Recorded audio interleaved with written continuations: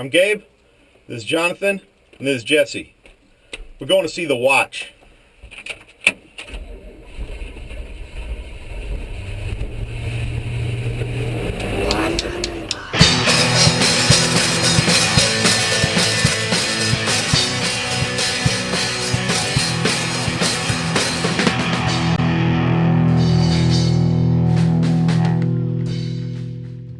I don't know about you guys, but I am actually kind of concerned about this movie. How so? I'm concerned we're about to go see a remake of Evolution. I mean, that's like exactly where my mind goes when I see alien comedy. I mean, it's like if someone did another zombie comedy, I'd have no choice but to compare it to Shaun of the Dead. I actually had Paul in mind. When I saw the trailer, I was like, I hope this isn't like another Paul. I really just feel like that's a completely unfair comparison to say, whenever I see an alien comedy, I think of Evolution, just like whenever I see a zombie comedy, I think of Shaun of the Dead. Those are two completely different standards. Shaun of the Dead is the gold standard of zombie comedy, whereas Evolution, I don't know, what's the opposite of gold?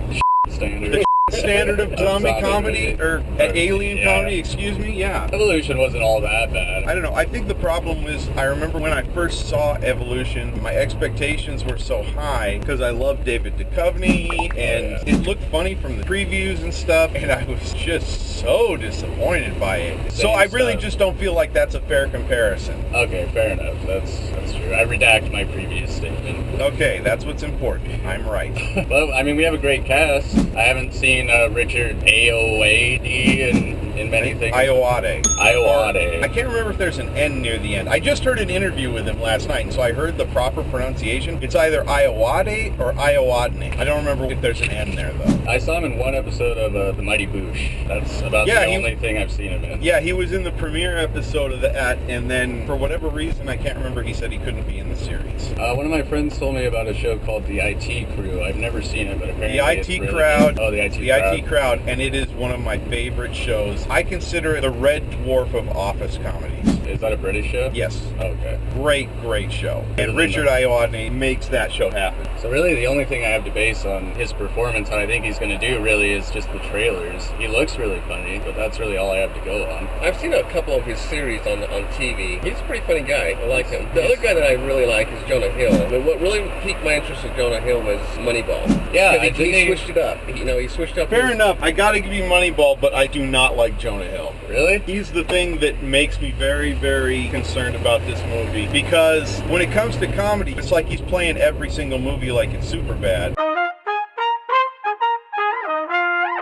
Now, I agree with you about Moneyball. I loved him in Moneyball. I thought he was fantastic. Didn't he get nominated for an Academy Award for that movie? Yeah, I think he did. And deserved it. He was great. He was really good in that movie. And when you're standing across from Brad Pitt, right, and you're able to hold your own. Yeah, so that's why I liked him. And I actually looked him up after that movie, because I've seen him in other movies. I've seen him in Superbad. I've seen him in all of his other films. But once he played in Moneyball, I said, well, this guy, he really kind of switches it up a little bit. But the thing is, I'm kind of worried about this one, too, because he plays the son at home, which is his real life. I mean, he's 28 years old. I don't know what he is right now, but he was still living at home when I saw an interview with him. And really? Yeah, and he was still living at home with his parents. And it's like he did the same thing with Babysitter. The Sitter was awful. Sitter, that's what it was. That was a horrible I didn't see it. Don't waste your time. And so in the trailer, that's all I have to go with right now, is he's still at home. So it's like he's playing himself. Well, that's kind of just what he does, like all of the Judd Apatow movies and stuff. I mean, even in Knocked Up, he played a character named Jonah. He was pretty much just being himself in that movie. And I think that's kind of the comedy rut that he's stuck in, is just constantly playing himself. I think that's why a lot of people don't really respond to him very much. Same with Seth Rogen. I mean, all those guys. I'm willing to give him the benefit of the doubt, but he better impress me on this one is all I can say, or he's really lost to me. And if that's the case, I'll just go watch him in dramatic roles and stay away from his comedies. He's a fine comedian. He just says the same thing constantly. That's what it is. It's the same thing again and again, and I'm really tired of that. I mean, I could say the same about Ben Stiller if it weren't for the fact that he surrounds himself with such good people in his movies. Like, you look at a movie like Tropic Thunder. Stiller was easily the worst thing about that movie, but the movie was fantastic. Oh, yeah. The movie was awesome. So he's clearly got an eye for talent. He's got an eye for material, but then he does just garbage from time to time. It always blows my mind when someone who I really admire also just has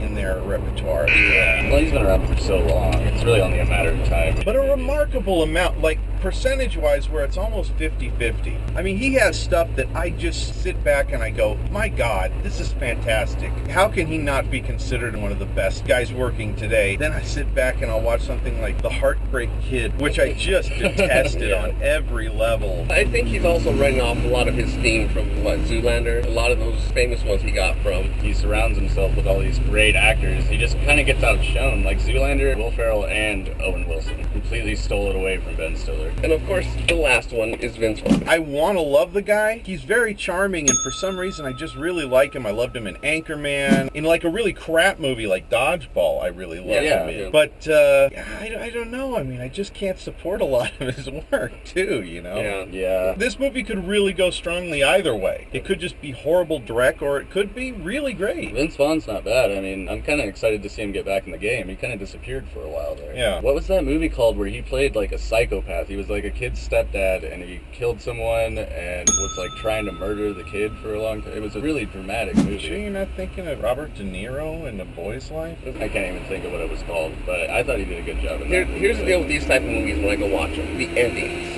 How they end it. Because sometimes they do really well, the storyline goes really well, and at the end they have to make it really happy. So they kind of just switch the whole movie, and the rest of the movie doesn't make any sense, and it just makes it too happy at the end. Well, exactly. So that's what I'm really worried about in this one. Which they're probably going to do. Yeah. I think my biggest fear here is not so much that it's going to be a piece of garbage, but that it's just going to be mediocre. That's my biggest fear. Like, if it was just really awfully, horribly bad, there's at least the possibility of enjoying watching the ship go down. Yeah. But when it's just mediocre, as so much of this type of comedy is, that's when it gets really painful to endure. This really doesn't feel like a movie that's going to stick with me, but we'll see. Maybe we'll see. We got to get rolling. So click the annotations bar. Check us out on Facebook, Twitter. Links in the description. We'll be back on Wednesday with our review of The Watch. All right.